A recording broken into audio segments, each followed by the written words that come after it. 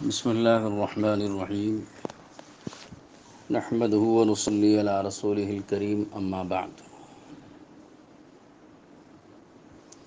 محترم سامعین کرام، آج ہماری یہ فقہی مجلس ہے جس کے تحت مختلف مسائل کا بیان ہوتا ہے۔ آج ہم عورتوں کے مخصوص مسائل کو بیان کرتے ہیں، لہذا سننے والے اگر مستورات کو یہ مسائل سنا دیں تو زیادہ بہتر ہوگا، اس لیے کہ اس کا تعلق مردوں سے نہیں ہے،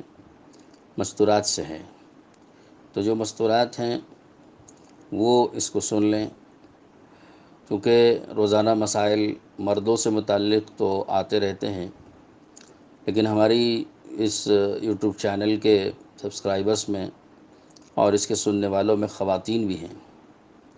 تو خواتین کے اپنے مسائل بھی ہوتے ہیں جن مسائل کو انہیں پوچھنا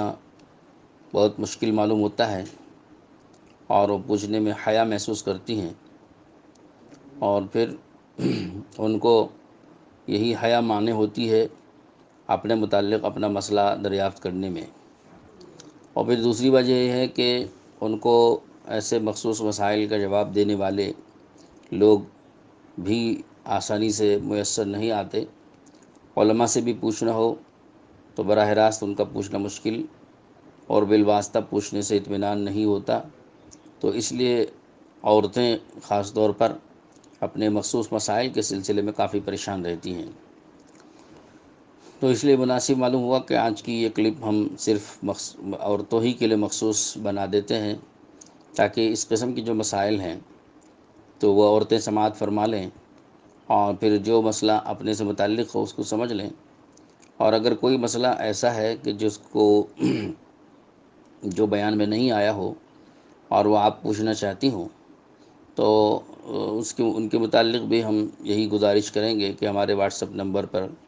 وہ مسئلہ لکھ کر کے بھیج دیں، تو انشاءاللہ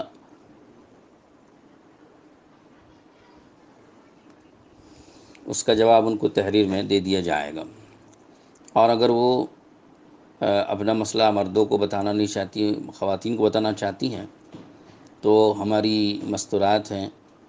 تو اگر آپ واٹس ایپ پر صرف ایک میسیج کر دیں کہ ہم آپ کی مستورات سے ایک مسئلہ اس سلسلے میں پوچھنا چاہتے ہیں، تو ہم فون انشاءاللہ اپنی مستورات کو دے دیں گے، تو آپ اپنا مسئلہ ان کو تفصیل سے سمجھا دیجئے، تو ہم ان سے سن کر کے جواب دے دیں گے، تو آپ کو بالواسطہ عورتوں کا مسئلہ عورتوں کے ذریعے سے معلوم ہو جائے گا۔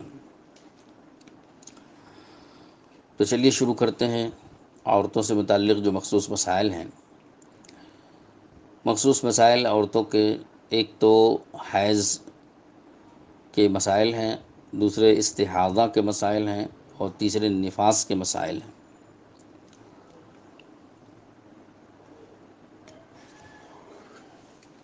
حیض اس ماہواری کے خون کو کہتے ہیں جو ہر مہینہ عورت کے رحم سے وہ خارج ہوتا ہے، اور استحاضہ اسی جگہ سے خارج ہونے والا خون ہے، لیکن بیماری کی وجہ سے خارج ہوتا ہے، ماہواری کے طور پر نہیں ہے۔ اور نفاس بھی اسی جگہ سے خارج ہوتا ہے، مگر ولادت کے بعد خارج ہونے والے خون کو نفاس کہتے ہیں۔ تو یہ تو موٹی سی باتیں ہیں جو تجربہ کار عورتیں سمجھتی ہیں، جانتی ہیں، لیکن جو ینگسٹرس ہیں، نئی ہیں، تو ان کے لیے اس کا جاننا ضروری ہوتا ہے۔ تو سب سے پہلے میں حیض کے متعلق جو مسائل ہیں وہ تھوڑے سے بیان کر دوں۔ حیض ایک جو خون ہوتا ہے جو عورت کے رحم سے نکلتا ہے، یہ خون ناپاک ہوتا ہے، بلکہ حیض کا خون ہو، استحاضہ کا خون ہو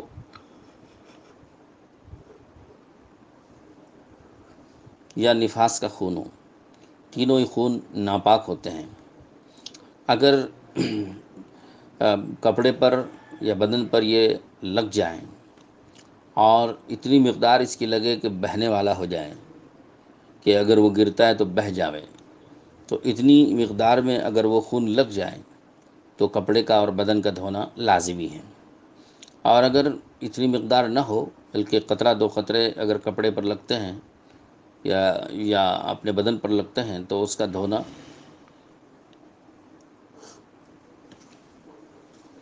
دھونا واجب نہیں ہے، کیونکہ وہ ناپاک نہیں ہے۔ تو بہنے والا خون ہی ناپاک ہوتا ہے۔ لیکن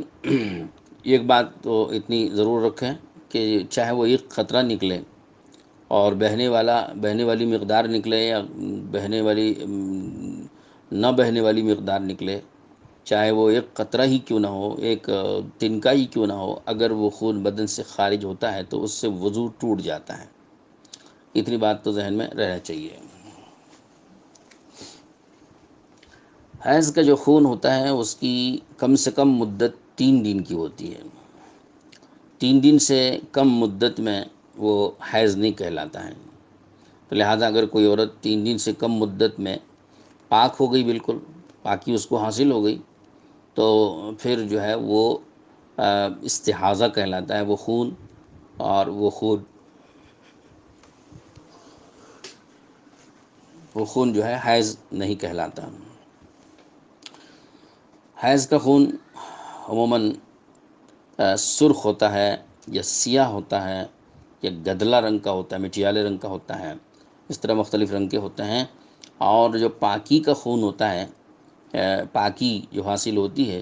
تو پاکی حاصل ہونے کی علامت یہ ہوتی ہے کہ بالکل سفید دھار جو ہے وہ آنے لگے، تو یہ پاکی کا مطلب ہوتا ہے۔ اور سفید آنے تک مختلف رنگ، یعنی سرخ رنگ سے اور سرخی کم ہوتی چلی جاتی ہے، لیکن جب تک بالکل سفید نہ آ جائے اس وقت تک عورت پاک نہیں مانی جاتی، تو وہ ناپاکی جاری رہتی ہے۔ تو حیض کا خون یہ کم سے کم 3 دن کا ہوتا ہے، اور 3 دن سے اگر کم نکلے تو اس کو حیض نہیں کہتے بلکہ وہ استحاضہ ہوتا ہے۔ بسا اوقات یہ ہوتا ہے کہ ایک دن نکلا اور پھر گیپ ہو گیا، اور پھر اس کے بعد 2-4 روز کے بعد پھر آیا،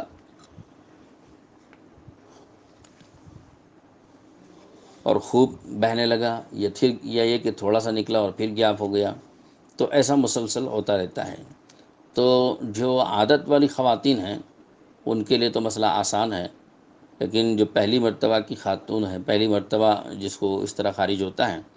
تو وہ اس کا مسئلہ الگ ہوتا ہے۔ تو دونوں کے مسئلے اس میں الگ ہیں۔ پہلی مرتبہ جس کو خون آئے تو وہ اگر ایک دن کے بعد اگر ٹھہر گیا اور گیپ ہو گیا، اور تو پھر وہ اس کو انتظار کرنا چاہیے، دیکھنا چاہیے کہ وہ پھر اور کتنے دن کے بعد نکلتا ہے۔ اگر اسی طرح 10 دن گزر گئے اور 10 دن تک کچھ بھی نہیں آیا، تو پھر یہ سمجھ لیجئے کہ یہ استحاضہ ہے، حیض نہیں ہے۔ حیض کے لیے 3 دن تو کم سے کم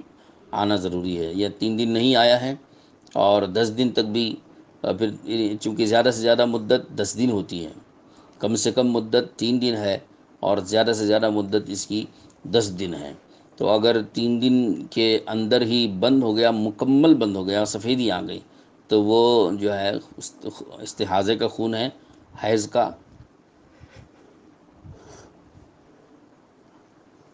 کا خون نہیں ہے۔ اگر پاکی حاصل نہیں ہوئی، 1 دن یا 2 دن خون دیکھا اور گیپ ہو گیا، ڈسکنیکٹ ہو گیا، منقطع ہو گیا، تو اس کو تھوڑا انتظار کرنا چاہیے 10 دن تک۔ اگر 10 دن کے اندر دوبارہ نظر آ جائیں تو یہ پورے 10 دن حیض کے مان لیے جائیں گے، اور اگر 10 دن کے بعد نظر آیا تو پھر جو ہے اس کا اعتبار نہیں ہوتا ہے، اس لیے کہ کم سے کم مدت 3 دن تھی اور وہ 3 دن نہیں ہوئے، زیادہ سے زیادہ مدت 10 دن کی تھی، اس 10 دن تک بھی انتظار کیا تو اس میں بھی نہیں آیا، تو لہذا یہ حیض نہیں مانا جاتا، یہ استحاضے کا خون مانا جائے گا۔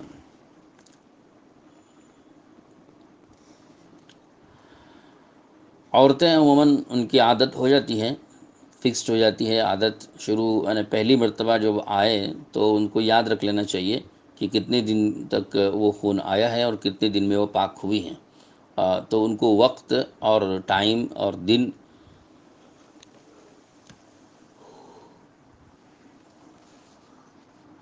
یاد رکھ لینا چاہیے تاکہ اگلی مرتبہ میں ان کو سہولت ہو جائے۔ تو عموماً ایسا ہوتا ہے کہ عادت کے مطابق اگر کسی کو 4 دن، 3 دن، 5 دن، 7 دن، 9 دن،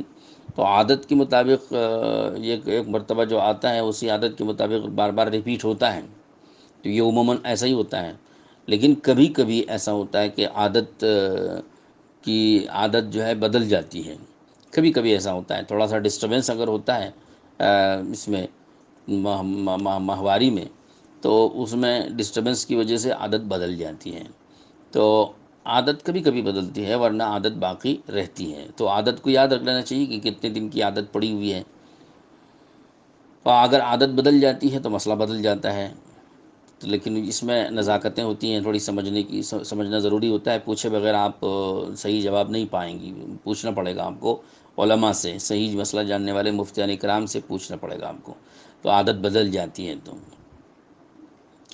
اور کبھی عورتیں ایسی بھی ہوتی ہیں کہ وہ ایک عادت پر قائم رہتی ہی نہیں ہیں، ہمیشہ ان کی عادت بدلتی ہی رہتی ہے، ہمیشہ ہر مہینہ بدل جاتی ہے، تو یہ بھی ذرا پریشان عورت ہے، ان کو بھی اپنا مسئلہ دریافت کر لینا چاہیے۔ اور اسی طرح سے بعض خواتین ایسی ہوتی ہیں کہ ان کے جو پیریڈ ہوتے ہیں عموماً، جیسے مثلا ہر مہینے کی شروع تاریخیں، پہلی تاریخ، پہلی 1 تاریخ، 2 تاریخ، عموماً اس میں وہ جو ہے ان کا شروع ہو جاتا ہے۔ تو بسا اوقات عورتیں ایسا ہوتا ہے کہ ہر مہینہ ایک دن پیچھے ہوتے چلی جاتی ہیں، ایک دن کم، یا 1 دن 2 دن پہلے شروع ہو جاتی ہیں وہ۔ جیسے اس مہینے میں اگر وہ 10 تاریخ کو مان لیجئے کہ اگر وہ ناپاک ہو رہی تھی اور یہی عادت تھی ان کی، تو اگلے مہینے میں دیکھو تو 9 تاریخ 1 دن پہلے آ گیا، اس کے بعد والے مہینے میں 8 تاریخ کو ہی آ گیا، پھر اس کے بعد کے مہینے میں 7 تاریخ کو آ گیا، تو اس طرح ہر مہینے میں 1 دن پہلے بھی ہو جاتے ہیں، 1 دن پہلے، 2 دن پہلے، ایسا عموماً ایسا بھی ہوتا رہتا ہے۔ لیکن ان کے ایام اور پیریڈ جو ہے وہ متعین رہتا ہے کہ 7 دن کا ہے تو 7 ہی دن، 5 دن ہے تو 5 ہی دن، ایسا متعین بھی رہتا ہے۔ تو مسئلے اپنے الگ الگ ہوتے ہیں، تو بعض مسائل سب کے لیے عام ہوتے ہیں، سب کو کام آ جاتے ہیں، لیکن بعض مسائل مخصوص ایک ہی عورت کی ہوتی ہیں، وہ دوسری عورت اس مسئلہ اس پر قیاس نہیں کر سکتے، اس لیے مسائل میں تھوڑی نزاکت ہے، سمجھ کر کے پوچھ کر چلنا چاہیے۔ تو میں نے اس کیا کہ حیض کی کم سے کم مدت جو ہے وہ 3 دن کی ہوئی، اور زیادہ سے زیادہ مدت 10 دن کی ہوئی، اور 3 دن سے کم میں آ کر بالکل بند ہو گیا تو وہ جتنا آیا ہے وہ اس کو استحاضہ کہتے ہیں۔ اور اسی طرح سے اگر کوئی 10 دن سے اوپر چلی گئی، خون آتا رہا اور آتا رہا اور 10 دن سے اوپر تک چلا گیا، یعنی 10 دن سے زیادہ ہو گیا، تو ایسی صورت میں جو سب سے پہلی خاتون ہوگی، لڑکی ہوگی جن کو یہ شروع ہوگا، تو وہ سمجھ لینا چاہیے کہ 10 دن ان کے پورے حیض کے مانے جائیں گے، اور 10 سے اوپر جتنا گیا ہوا ہے وہ استحاضے کا خون ہے، بیماری کا استحاضہ، یعنی بیماری کا خون۔ استحاضہ کا حکم الگ ہے اور حیض کا حکم الگ ہے، تو 10 دن تو ان کے حیض کے تھے اور 10 دن سے اوپر ان کے استحاضے کے ہو جائے۔ اور جو پرانی عادت والی خاتون ہے، عورت ہے، اس نے اگر اس طرح دیکھا کہ 10 دن تک بھی آتا رہا اور 10 دن سے بھی اوپر بڑھ گیا، تو ان کو اپنی عادت کا حساب رکھنا چاہیے کہ پچھلے مہینے میں عادت کتنے دن کی تھی۔ مثلا اگر 7 دن کی ان کی عادت تھی، مان لیجئے کہ یہ 10 دن سے اوپر جو ماہواری کا خون ہے وہ 10 دن سے اوپر 12 دن تک چلا گیا ہے، تو یہ سمجھنا چاہیے کہ 7 دن جو ہے وہ ان کی عادت کے وہ صرف حیض ہے، اور 7 دن کے بعد جو 12 دن تک چلا ہے یہ استحاضے کا خون کہا جائے گا۔ 8واں دن، 9واں دن، 10واں، 11واں، 12واں، یہ پورے 5 دن یہ استحاضے کا خون کہیں گے، حیض صرف 7 دن کا ہے۔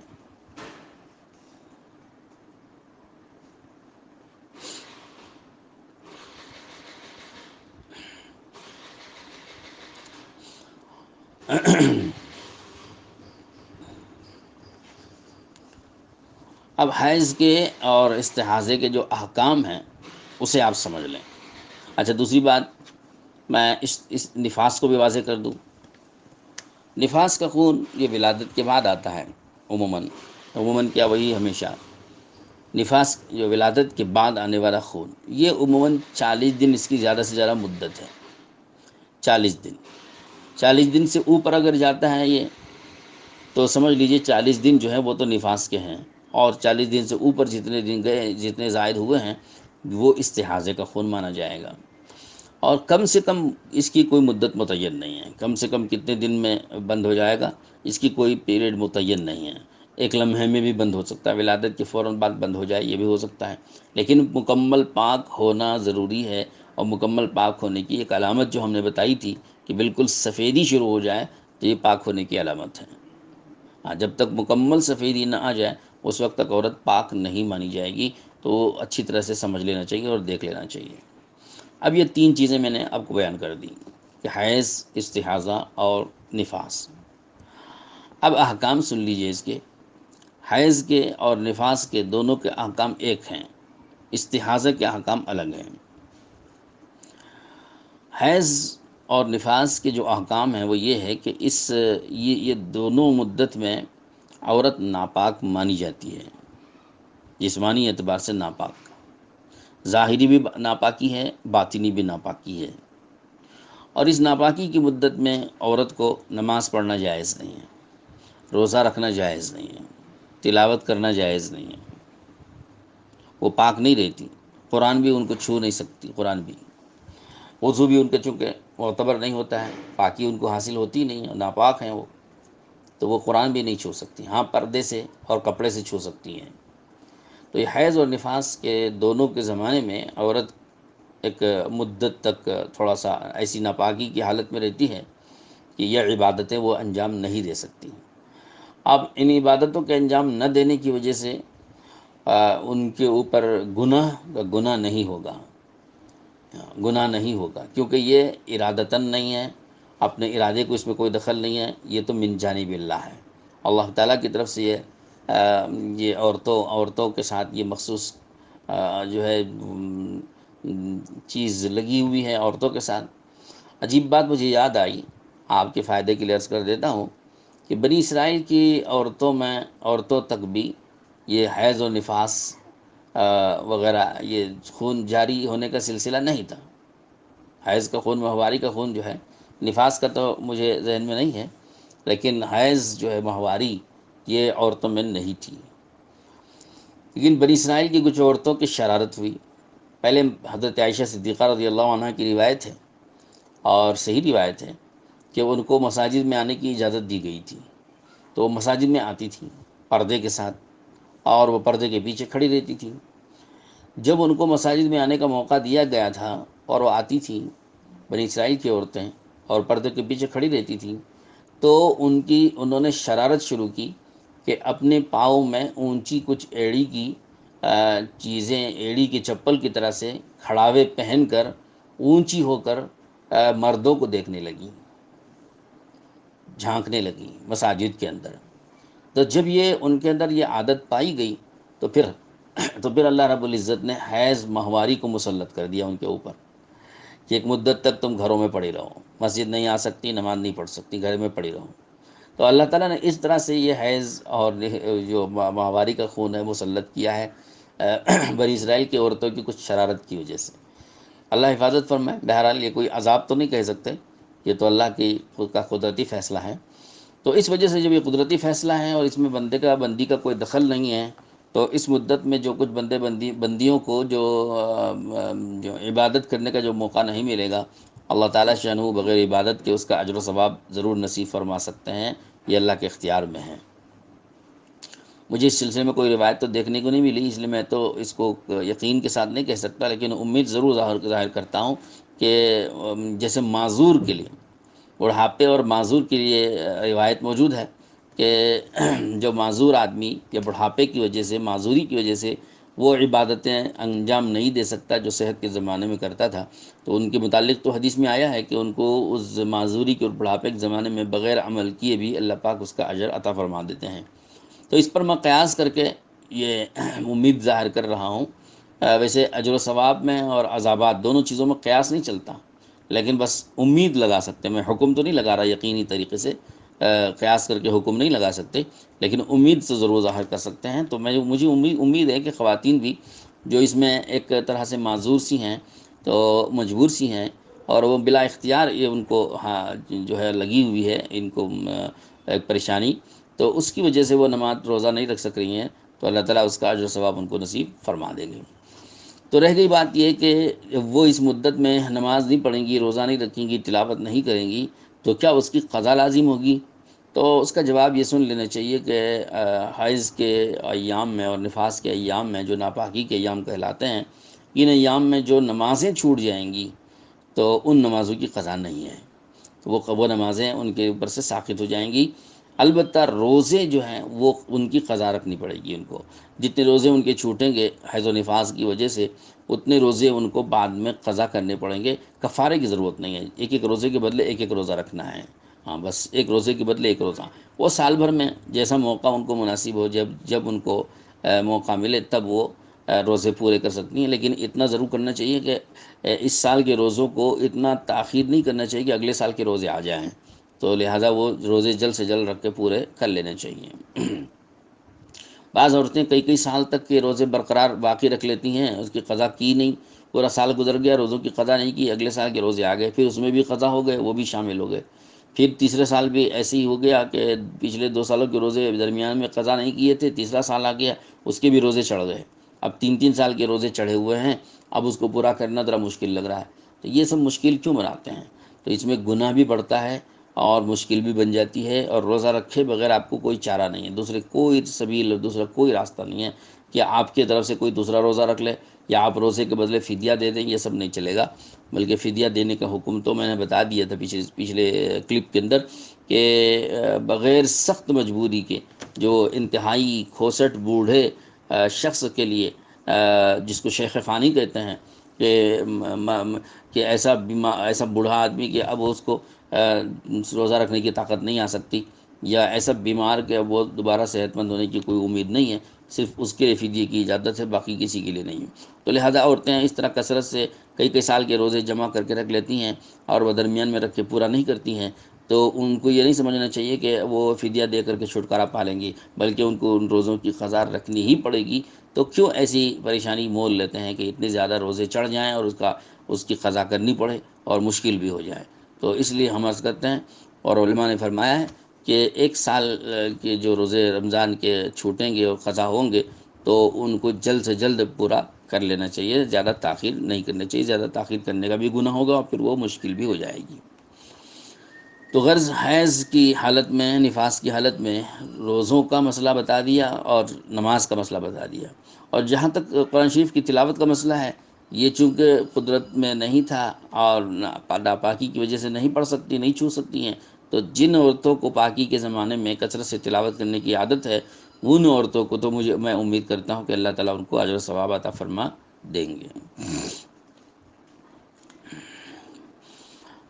میں مستورات سے سلسلے میں گزارش بھی کروں گا کہ یہ ایک اللہ کی طرف سے امتحان ہے اور آزمائش ہے، اس پر ہمیں کو راضی رہنا چاہیے، جس بندی کو اللہ جس حال میں رکھے اس پر راضی رہنا چاہیے، اس پر اجر و ثواب کی امید رکھنا چاہیے۔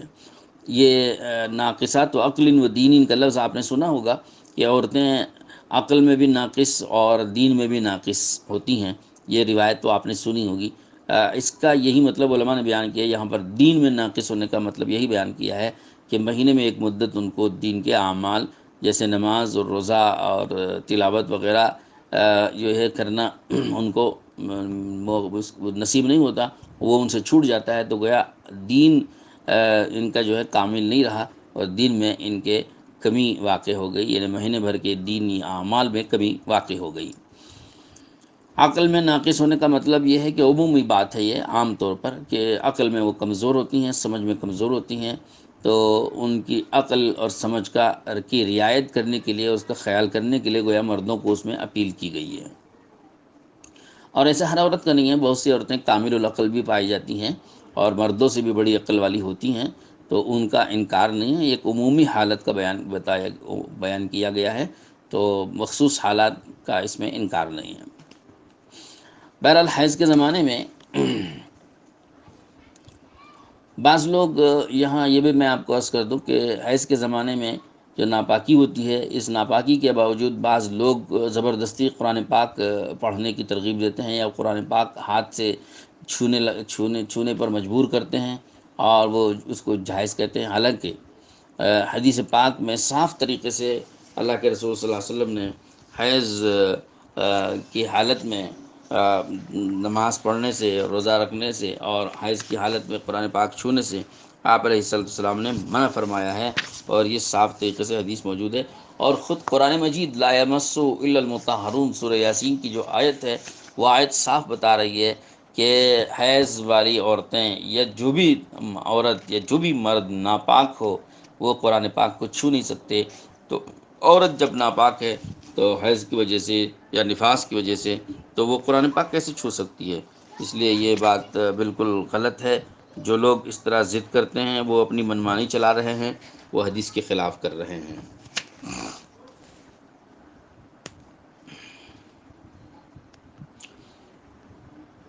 خود بخاری شریف کی روایت سے یہ بات ثابت ہے کہ حیض کے زمانے میں نماز، روزہ، قرآن کی تلاوت جو ہے باوضو کرنا چاہیے، بے وضو اس کا چھونا جائز نہیں ہے۔ قرآن پاک کو چھونا بھی، قرآن پاک کے پاروں کو چھونا بھی بے وضو جائز نہیں ہے، ایک آیت بھی بے وضو چھونا جائز نہیں ہے۔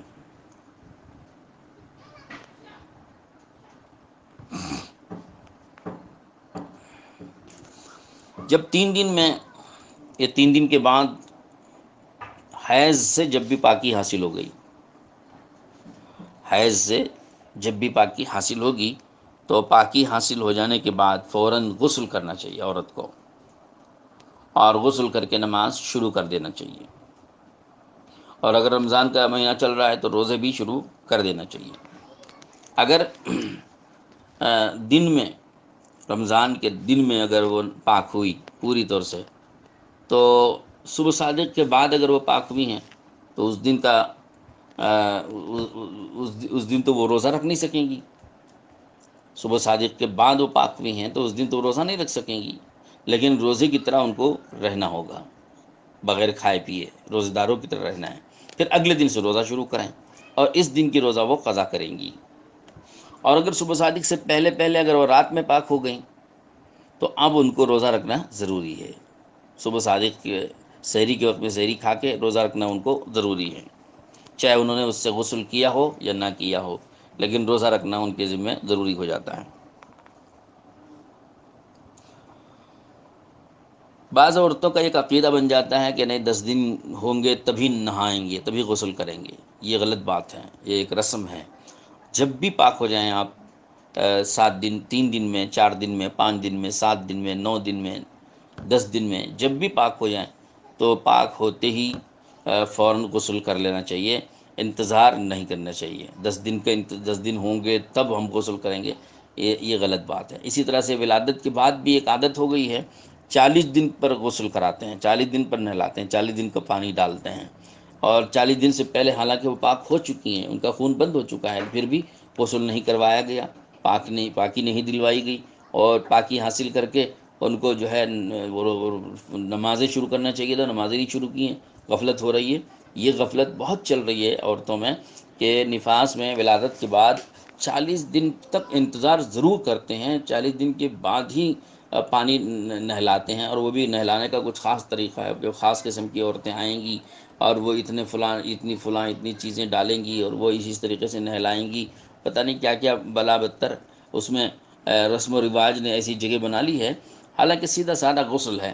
غسل جیسے عام طور پہ آپ غسل کرتے ہیں ویسے ہی غسل حیض کا بھی ہے، ویسے ہی غسل نفاس کا بھی ہے، کوئی خصوصی چیز ہے نہیں۔ ہاں، پاکی جس سے بہتر سے بہتر جس سے پاکی حاصل ہو اس چیز کا استعمال کر کے پاکی حاصل کرنا، یہ تو بہرحال مطلوب ہے، یہ ہر موقع کے لیے ہے،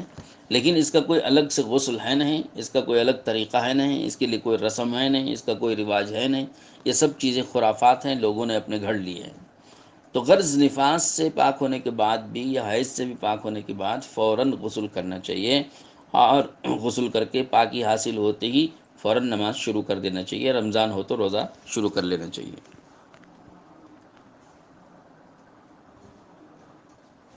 اور میں نے بتا دیا تھا آپ کو کہ مکمل پاکی حاصل ہونے کا طریقہ یہ کہ سفیدی صاف طریقے سے نظر آ جانی چاہیے۔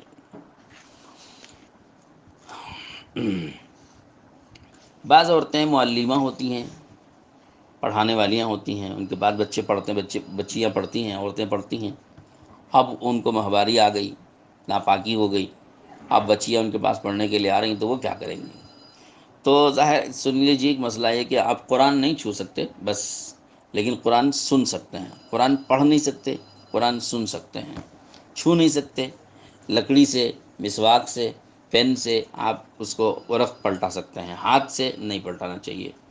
ہاتھ سے اس کو نہیں پلٹانا چاہیے، مسواک سے، لکڑی سے، پین سے آپ ورق پلٹائیں تو یہ جائز ہے۔ ہاں، پڑھنے والی اسے خود کہیں کہ تم خود قرآن پڑھو، قرآن پکڑو، اور قرآن پکڑ کے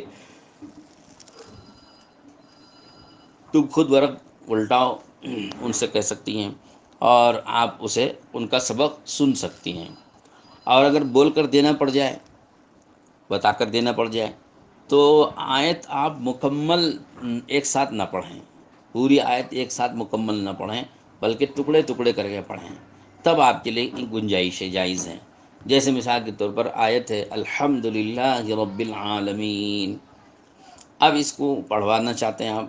بول کر دینا چاہتے ہیں تاکہ وہ پڑھیں، تو اس کا طریقہ یہ کہ آپ کہیے الحمد، جب وہ الحمد پڑھ لے پھر کہیے للہ، وہ للہ پڑھ لیں گے، آپ کہیے رب العالمین، وہ کہیں گے رب العالمین۔ ہاں، اس طرح سے آپ آیت کو ٹکڑے ٹکڑے کر کے اور وقفے وقفے سے تھوڑا تھوڑا کر کے آپ اس کو پورا کر سکتی ہیں۔ تو یہ طریقہ پڑھانے والی معلمات کے لیے اس کی گنجائش اور اس کی اجازت دی گئی ہے۔